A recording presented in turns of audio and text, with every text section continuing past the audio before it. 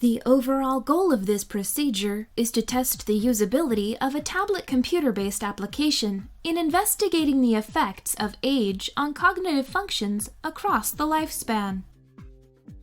This is accomplished by first developing an application which contains 7 neuropsychological tests of learning and memory, attention and concentration, executive functions, and processing speed.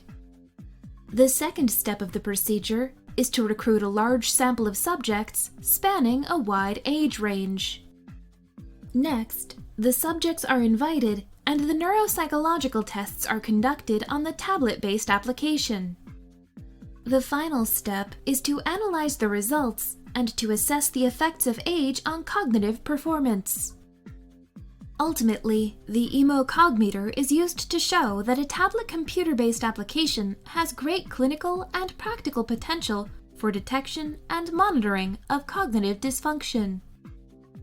The main advantage of the iPad application over existing methods like pencil and paper tests or computer-based tests on working stations is that the app requires no prior computer knowledge and enhances motivation and compliance, especially in older subjects.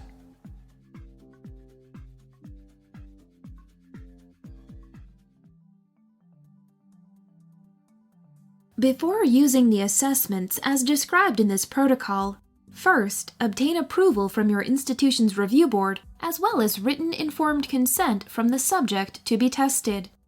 Then, introduce the subject to the tablet and the format of the tests that will be run. Here, the